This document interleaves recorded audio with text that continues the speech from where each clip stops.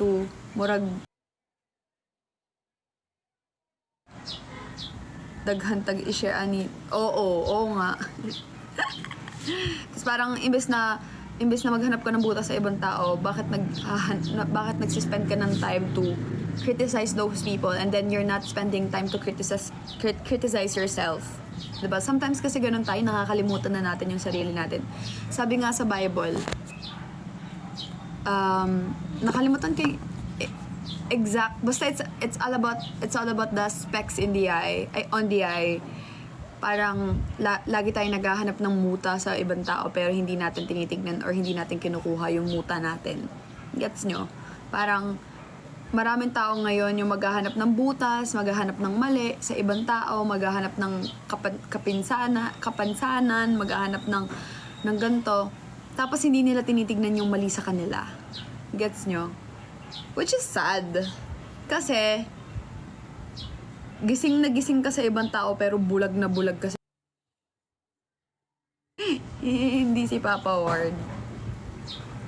Tapos yun, tapos may nakita din ako, sabi na same person ng babae, sabi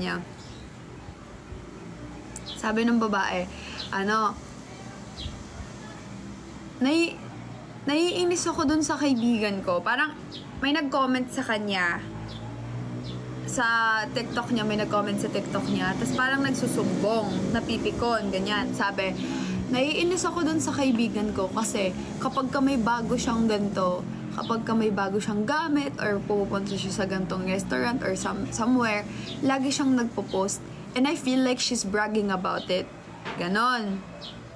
So parang ang sabi naman nito ng babae na yon, sabi niya, alam mo, as what I see, the problem is not sa friend niya nga, ganon. Yung problem is ikaw. Maraming tao ngayon na kapag ka nakakakita ng mga bagay na pinopost ng friends nila sa Facebook, ganyan. So parang kung para sa'yo, wala lang yung mga bagay na achieve mo. Like for example, alam ko marami sa inyo makaka-relate na to.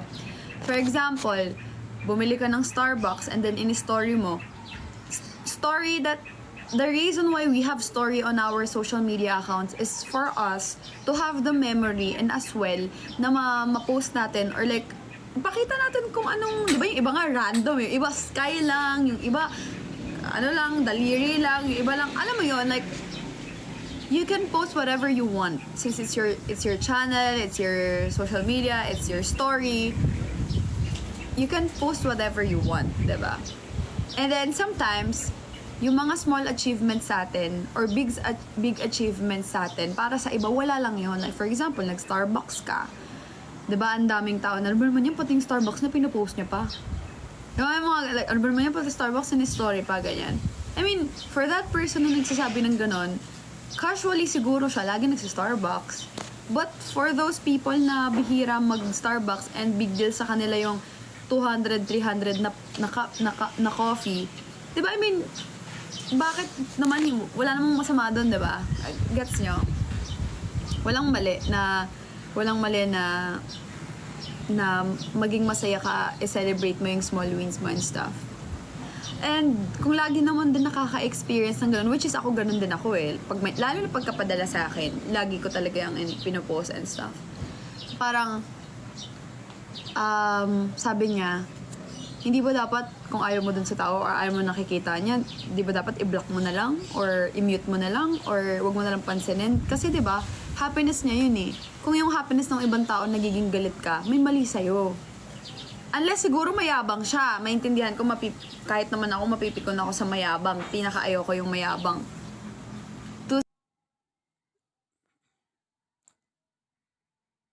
Kaso nanonood pa ng live mo. Kaya nga, yung iba, charis, hindi, ayun, parang nakakatawa lang kasi those people keeps on talking about things na ganito, ganyan-ganyan and stuff. Eh, kung ayaw mo, wag mong tignan, wag mong panoorin. 'Di ba? I-unfriend mo, ano mo, ganyan mo. Pero, tama nga naman yung sinabi niya, there's nothing wrong. Especially kahit content creators kasi usually, normal talaga na lahat na. Pero yung mga ginagawa talaga usually naka-film or kasi nga content creator, pero it doesn't mean na content creator ka, lahat na din ng pati pag-utot pagtae mo, content mo, 'di ba? I mean, kahit yung personal and stuff na mga buhay. Well, iba-iba naman kasi tayo. Pero, ayun nga, marami din naman kasi ang mga tao na kahit hindi content creators, may freedom to post whatever they want, 'di ba? Hindi naman porket hindi siya artista, hindi siya content creators, hindi siya ganito, wala na siyang right achievements, yung restaurant na kakainan niya, yung kasama niya, yung lugar na pupuntahan niya, and all. Especially if pinaghirapan ng tao yon, and alam mo yon. So, walang mali. Kung may mga tao din na nag-iisip na, ano ba naman, wag ko na lang to i-post or wag ko na lang to ikwento kasi feeling ko maliit lang naman to, baka pagtawanan lang ako or baka sabihin sa akin na ang babaw ko naman. No, hindi yun mababaw. If you think something is your achievement, even small yan or malaki yan, and you want to show people or you want, it's not for other people, it's like you want some memories na ipopost mo siya sa social media mo and stuff. Ito yung nangyari sa araw ko, ito yung ginawa ko, ito yung kinain ko, ito yung kasama ko, ito yung lugar na pinuntahan ko. Parang there's nothing wrong about posting something.